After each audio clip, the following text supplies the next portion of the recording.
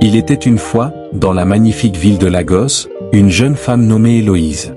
Elle était le genre de fille qui savait qu'elle était belle et agissait en conséquence.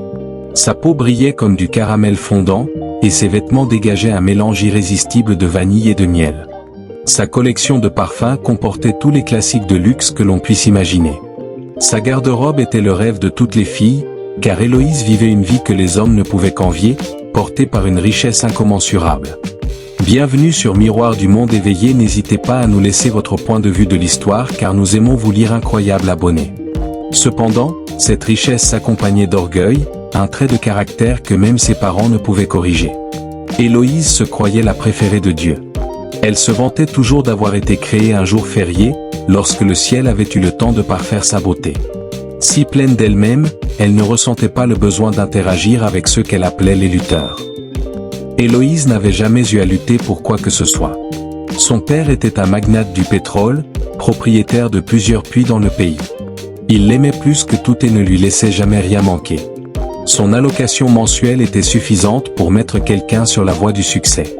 Mais Héloïse ne s'en contentait pas. Elle réclamait toujours plus, sachant que son père ne pourrait jamais lui dire non. Elle avait grandi gâtée, et cela se reflétait dans la façon dont elle traitait ce qu'elle considérait comme inférieur. Héloïse ne pensait pas seulement qu'elle était meilleure qu'eux, elle en était convaincue. Pour elle, les gens pauvres étaient des décorations de fond dans le film de sa vie. Chaque fois qu'elle passait devant des marchands de rue ou des mendiants, elle levait le nez si haut que l'on aurait cru qu'elle sniffait les cieux. Héloïse croyait que certaines personnes étaient nées pour souffrir. Elle remerciait toujours Dieu de l'avoir envoyée dans une famille riche, qualifiant ceux qui vivaient dans la pauvreté d'infortunés. Elle ne pouvait imaginer vivre comme une fille ordinaire, sans tous les luxes dont elle jouissait.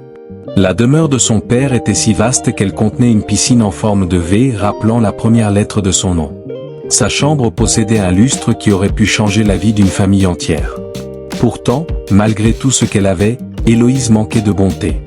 Sa beauté brillait. Son compte en banque débordait. Mais son cœur était aussi vide que les promesses des politiciens après les élections.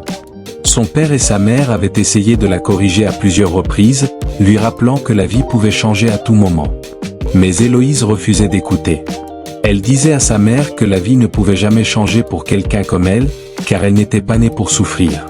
Certaines personnes étaient faites pour la pauvreté, tandis qu'elle, Héloïse, était faite pour le plaisir. Ses servantes ne l'aimaient pas beaucoup à cause de la façon dont elle les traitait avec méchanceté. Elle l'appelait Madame Orgueil car Héloïse ne faisait que les traiter comme de la poussière sous ses pieds. Elle leur criait dessus pour de petites erreurs, leur rappelant à chaque fois comment la pauvreté avait altéré leur sens de la raison. Héloïse blâmait constamment leurs origines pauvres pour les erreurs qu'elles commettaient. Elle haïssait les gens pauvres, croyant qu'ils portaient une sorte de malédiction invisible qui pouvait les infecter à tout moment. Pour Héloïse, aider les pauvres était aussi futile que de jeter de l'argent dans une poubelle. Cela ne servait à rien, c'était sale, et cela était sous sa dignité. Un après-midi, alors que le soleil de Lagos brillait intensément et que la route scintillait comme du verre fondu, quelque chose se produisit qui changerait la vie d'Héloïse pour toujours. Elle était dans sa chambre, allongée sur son lit king size, enveloppée dans de douces couvertures, en train de faire défiler Instagram, n'aimant que les photos de personnes riches tout en ignorant ses anciennes camarades de classe qu'elle considérait comme inférieures. Soudain, il y eut un coup fort à la porte. Le gardien ouvrit lentement la grille pour voir qui était là. Une vieille femme, frêle, les pieds poussiéreux et les mains tremblantes, tenait un bol en demandant de l'eau à boire. « S'il vous plaît, mon fils, je vous en prie », murmura la vieille femme d'une voix faible. « Juste un peu d'eau. Il fait trop chaud. J'ai soif. » Héloïse, remplie de colère, s'approcha de la porte. « Qui fait du bruit à mon portail ?» demanda-t-elle, son visage se contractant comme si sa patience avait atteint ses limites. En voyant la mendiante, son irritation se transforma en dégoût. « Excusez-moi, que fait cette chose ici ?» cria-t-elle, pointant du doigt la femme comme si c'était un animal errant. La vieille femme s'inclina légèrement pour parler. « Ma fille, je veux juste de l'eau. Juste de l'eau à boire. » Avant qu'elle ne puisse finir, Héloïse l'interrompit d'un ton si fort que le gardien sursauta. « Oh, vous avez fait tout ce chemin jusqu'à ma demeure pour demander de l'eau ?» se moqua-t-elle. « Vous pensez qu'à cause de votre vie difficile, vous pouvez venir me déranger? Voulez-vous utiliser votre main sale pour frapper à ma porte? Savez-vous qui je suis ? La vieille femme la regarda avec des yeux fatigués et répondit, « Je suis seulement en train de tester ma fille. Aidez-moi avec un peu d'eau. » Héloïse leva les yeux au ciel, répugnant l'idée que cette femme puisse la considérer comme sa fille. « Comment une femme pauvre et misérable comme vous pourrait-elle être ma mère? Je le rejette. » Ne pouvant contenir sa rage, Héloïse se dirigea vers le seau d'eau, le versa sur la vieille femme qui se retrouva complètement trempée. L'eau glaciale lui fit pousser un cri. Elle resta figée, incapable de parler. Héloïse, le regard dur, lui lança, « La prochaine fois que vous aurez soif, buvez votre sueur et ne vous approchez plus jamais de ma maison. » Elle ordonna au gardien de fermer la porte derrière elle. De retour dans sa chambre, Héloïse n'éprouva aucun remords pour la vieille femme qui n'avait commis qu'un seul crime, être pauvre et assoiffée. Elle décida alors de publier sur Instagram. Dans une vidéo, elle montra la vieille femme et rédigea un message qui devait certainement faire le tour des réseaux sociaux. Pourquoi les mendiants existent-ils? Pourquoi choisissent-ils de vivre alors qu'ils savent que leur vie ne vaut rien? Imaginez cette mendiante frappant à ma porte pour demander de l'eau. Quelle audace! Ces mendiants doivent savoir où tracer la ligne, écrivit-elle, tandis que quelques personnes riaient et soutenaient sa publication, tandis que d'autres la critiquaient pour son insensibilité. Mais Héloïse avait une réponse cinglante pour chacun d'eux. Satisfaite, Héloïse décida de faire une sieste. Elle ressentit une douleur sourde à la tête et blâma la vieille femme pour cela. Des heures plus tard, elle se réveilla et tout était devenu étrange. Sa chambre avait disparu. Son lustre avait disparu. Son climatiseur avait disparu. Même ses draps en soie et sa demeure étaient partis. Héloïse était allongée par terre, sur un sol poussiéreux à l'intérieur d'une petite maison malodorante. Sa peau était maintenant ridée, ses vêtements usés et déchirés. Ses pieds étaient nus et craquelés alors qu'elle hurla de terreur et courut dehors. Les gens la regardaient comme une folle en courant vers une voiture proche pour se voir. À sa grande horreur, Héloïse réalisa qu'elle était maintenant dans le corps de la pauvre mendiante.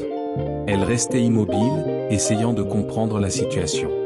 Un instant plus tôt, elle était dans sa chambre profitant de la richesse, et à présent, elle était dans les rues de Lagos, tremblant dans le corps faible de la même femme qu'elle avait humiliée. « Non, non, ce n'est pas possible !» cria Héloïse, alors qu'elle appelait au secours. « Aidez-moi, quelqu'un. Je suis Héloïse. Je ne suis pas cette femme. Héloïse de Lucky Phase One. Mon père est Monsieur Emmanuel. » Les gens autour d'elle éclatèrent de rire, la moquant. Qui est cette folle avec une bouche malodorante?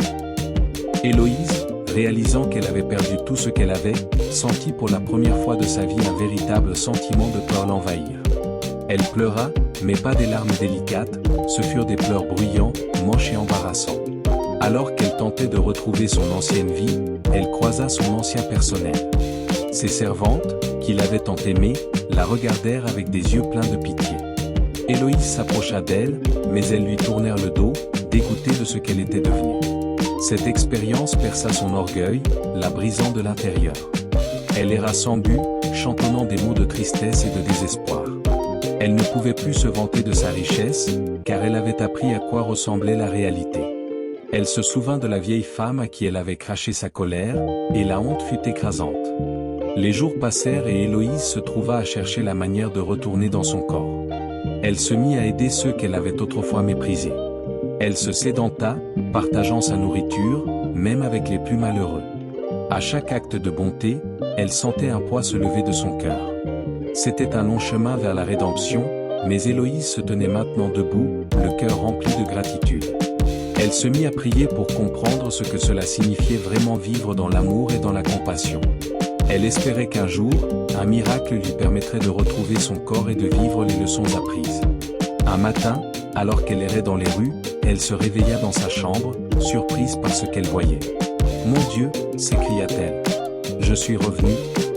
C'était un retour à la réalité, mais cette fois, elle avait un nouveau regard sur la vie. La leçon à retenir de cette histoire est que la beauté ne se mesure pas à la richesse, à l'apparence ou à l'orgueil, mais à la bonté que nous montrons aux autres. La vie peut changer en un instant, et les mêmes personnes que nous méprisons aujourd'hui peuvent devenir celles dont nous avons besoin demain.